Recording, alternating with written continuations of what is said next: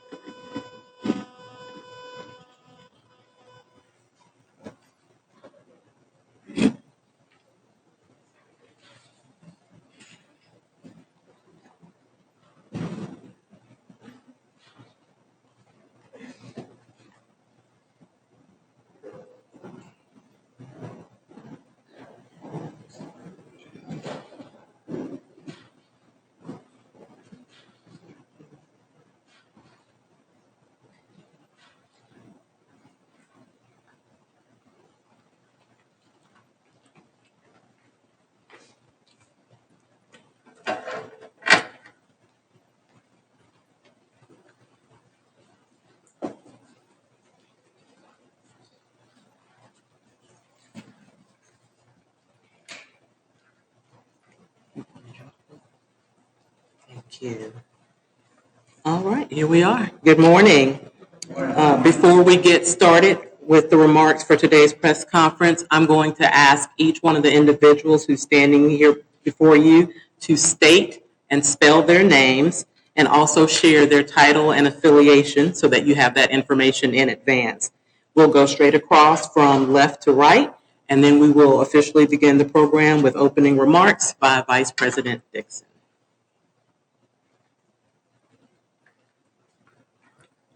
Terrence Dixon, Vice President for Enrollment Management.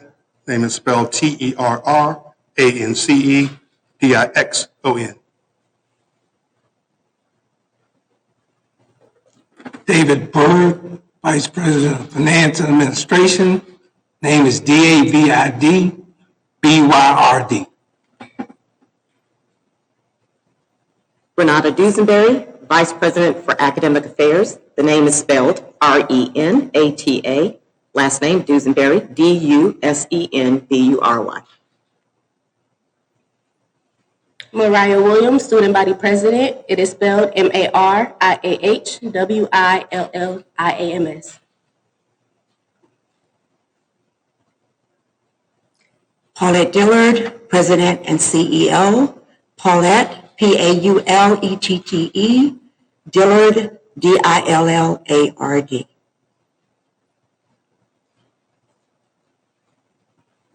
Rodriguez Murray, Senior Vice President for Public Policy and Government Affairs for the United Negro College Fund, UNCF. Rodriguez is spelled Lodriguez. Last name Murray, Murray.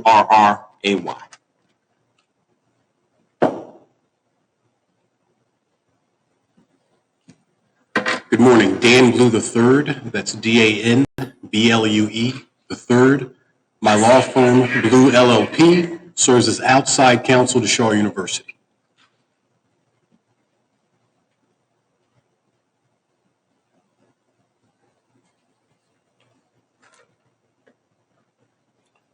Good morning, and welcome to Shaw University. I'm Terrence Dixon, Vice President for Enrollment Management and Student Success here at Shaw. I want to thank you for coming out this morning and joining us. We're gathered here because, once again, the historic tensions of discrimination, pervasive and persistent racism have collided with the progressive strides for racial and social justice for every American. As an institution of higher learning, Shaw University will use this moment to educate, inform, and bring awareness to issues of fairness, justice, and accountability. Today, we're going to hear remarks from several individuals, beginning with the Shaw University Student Government Association President, Ms. Mariah Williams, who represents our future leaders, who unfortunately are still encountering and enduring the offenses that we hoped by now would be relics of the past, but unfortunately, they're not. Our students today are still dealing with issues of discrimination, racial profiling, and violation of their civil rights, just like Shaw students did in the 1950s and 1960s, whose historic shoulders and legacy of leadership we stand upon.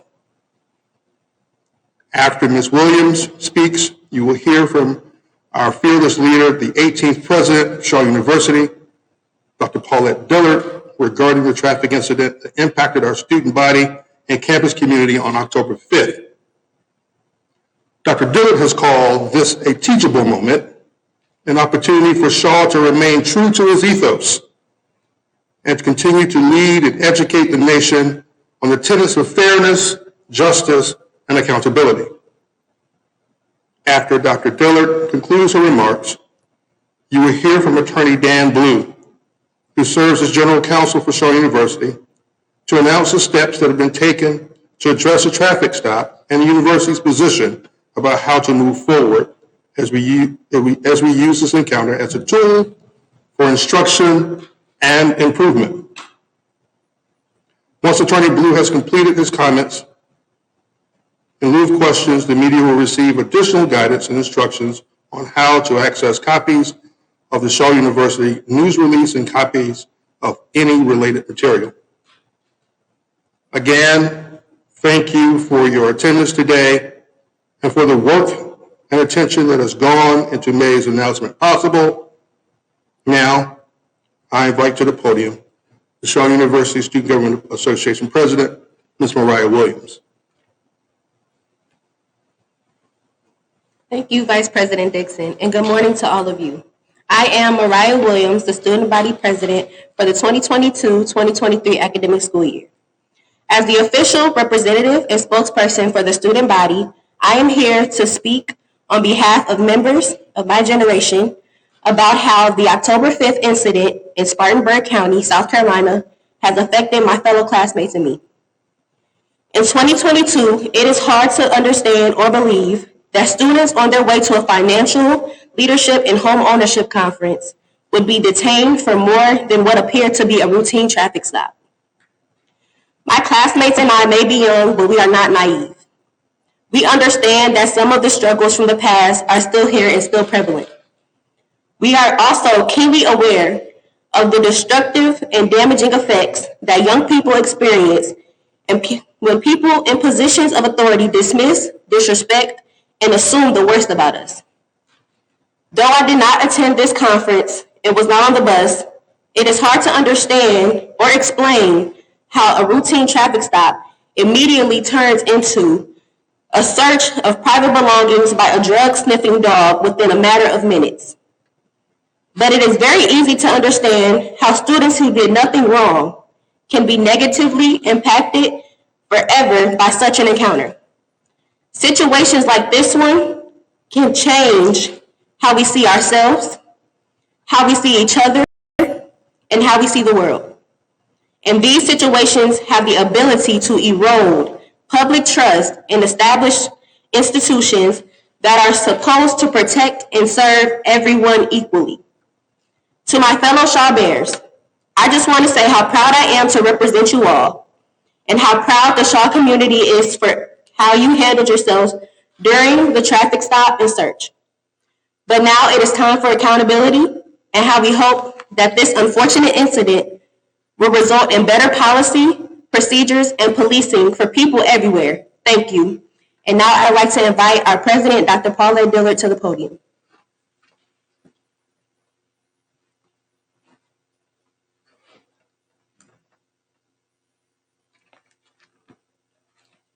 Good morning, everyone. Thank you, Vice President Terrence Dixon, for those remarks. And thank you to our Student Government Association President, Mariah Williams, for those thoughtful and insightful comments that provide representation and offer a voice for our student body and for other young leaders. You continue to make us proud. We're here today in this teachable moment because just as there was a need generations ago, there is still the need to elevate the conversation around fairness, justice, and accountability. First, I want to say again to our impressive Shaw University students how very proud I am of you for the respect and poise you demonstrated on October 5th. We're all proud of you. Also, I want to say to our students that I'm sorry you had to go through that experience. You did everything you are supposed to do, and yet we're still reminded that in this country, for some people, even being innocent is not enough. Last month, we were made aware of a traffic stop on October 5th in Spartanburg, South Carolina, that resulted in a drug-sniffing dog being used to search a university-chartered bus luggage compartment, along with several individual students' personal belongings. The bus driver received a warning citation, and nothing illegal or inappropriate was found. But that's not the real issue. The real issue is why and how a minor traffic violation immediately turned into a drug search. It begs the question whether every vehicle that is stopped for a lane violation is also searched for drugs by dogs. And if not, what is the probable cause that makes that determination? Who gets searched and why? We need to ask the question, while the officer on board the bus immediately asked the students if they were transporting some type of illegal or illicit content within their bags. Something that, quote, wasn't supposed to be there. This situation is a stark reminder that the fight for civil rights is still an ongoing necessity. There is real harm done when individual rights are overlooked, ignored, or denied, and when it becomes commonplace to violate the civil liberties of innocent Americans traveling on interstate highway. There is a need and an obligation to protect every individual's civil rights.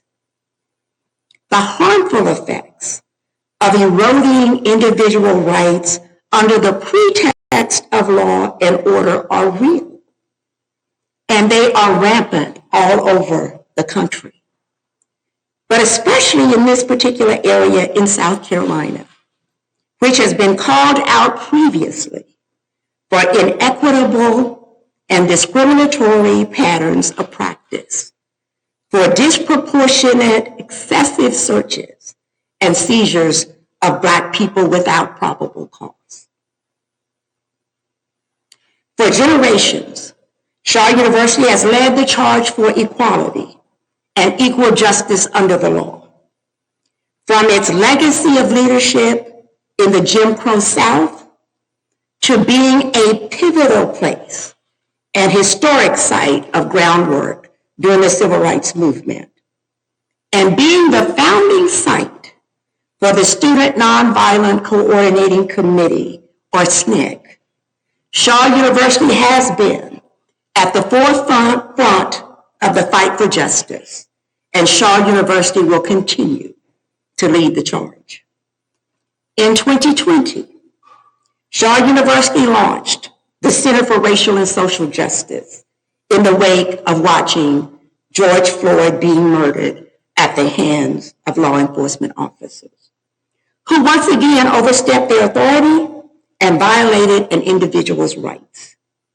The Center for Racial and Social Justice was established to create awareness, to educate the public, and to demand accountability.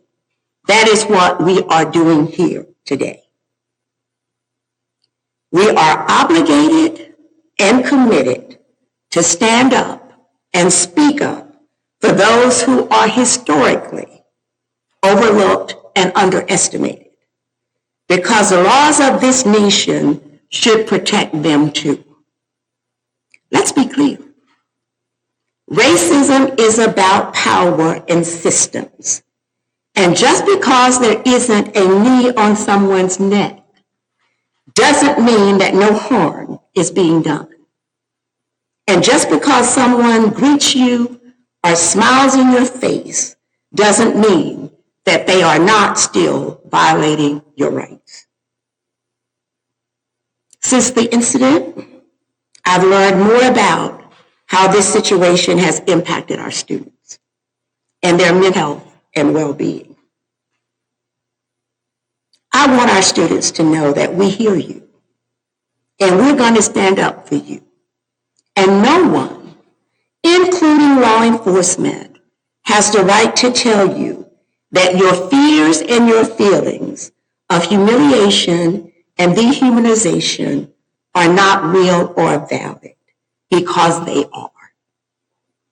Today's press conference and our subsequent announcement is to redirect the focus of this local and national conversation back onto the real issues of importance related to fairness, justice, and accountability. Now I'd like to introduce and invite to the podium Attorney Dan Blue III, General Counsel for Shaw University, to provide an update on our findings and the university's next steps regarding this incident. Thank you.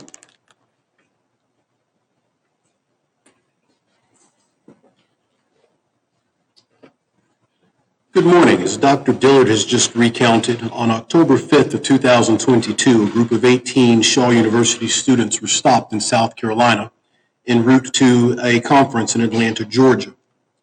Now, last week, on November 14th, 2022, Shaw University submitted a formal request to the Department of Justice for investigation into violations of Title VI and the civil rights violations committed by the Spartanburg County and Cherokee County, South Carolina Sheriff's offices.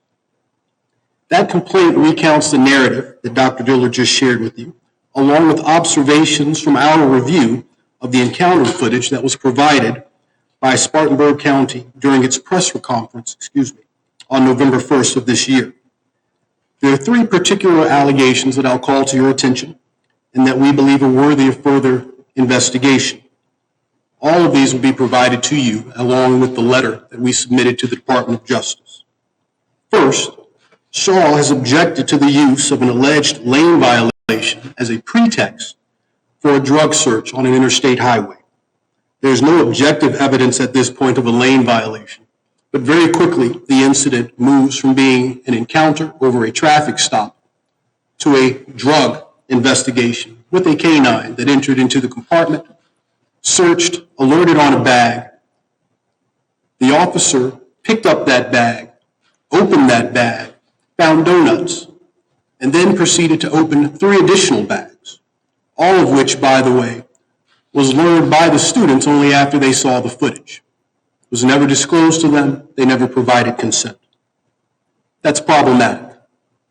Second, Shaw notes, as I mentioned, that before the canine alerted outside the bus and before entering into the luggage compartment, there was only a black bag that was under suspicion. The officers described it as a black bag. The additional bags that they opened were green and purple and blue. They were not the original bag. This was a continued search to find contraband. They did not find anything except for the donuts and prescription allergy medication. And third, probably most importantly, as Dr. Dillard alluded to, this traffic stop, as we learned, was part of Operation Rolling Thunder, which is an operation that South Carolina conducts periodically each year and has done so for the last many years, where they police the interstates, particularly using lane violations and traffic stops to seize illegal weapons and drugs. More importantly, they seize currency. Last year, during this operation, they seized over $968,000. This operation is something that they continue to do, and it's something that's alarming. It gives them every motivation to turn every traffic stop, every lane violation, every faulty turn signal, every busted tail light into an illegal search and seizure, for which they're compensated and awarded, while people are traumatized and stopped during their travels. We've submitted that complaint, and from here, we expect the Department of Justice to review the complaint, to forward it to the appropriate team or agency for resolution, if necessary, and to follow up with us. That follow-up may come in the form of a request for additional information. It may come in the form of an investigation or the initiation of an investigation as we have requested. It could be a referral to another organization for further assistance, or it may simply be a statement that the department cannot help. Shaw, however, has done its part. The students have spoken up, the university has taken action, and we now leave this in the capable hands of the Department of Justice. We'll alert you if there's new information. Thank you.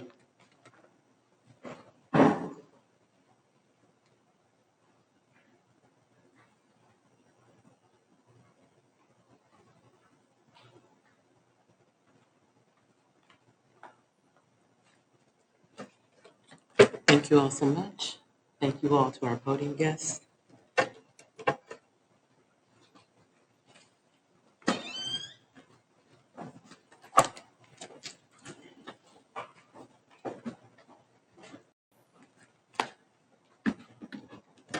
Before we adjourn, I have additional information for the media on how to access a copy of the news release and a copy of the official letter to the U.S. Department of Justice. For those of you who are on our distribution list, you would have received it via email with the appropriate attachments. We've also made, for those who are in the room, available for you copies of the media alert, the news release that announces the actual official filing, a transcript of Dr. Dillard's remarks from this morning, an official headshot of Dr. Paulette Dillard, and a copy of the official letter to the Department of Justice. There's also, for your convenience, a printed QR code for those of you who'd like to have the handout. Scan it, share it with your colleagues. That information is available at the conclusion of today's press conference. I will also share the website URL, but also provide the handout just to make sure that you have it accurate. The website URL that leads you to the information that you are seeking is https://shawu.link/press-conference.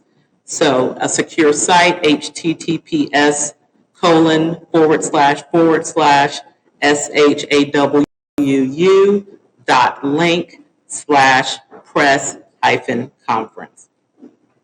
As there is now a pending request for investigation with the Department of Justice, there will not be any additional one-on-one interviews or statements from Shaw University officials out of respect for the official process that has now been initiated.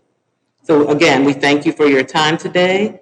And at this time, we will adjourn the press conference. And I'm happy to share the handout of the QR code that links to the information for those who would like it. Thank you. Have a great day.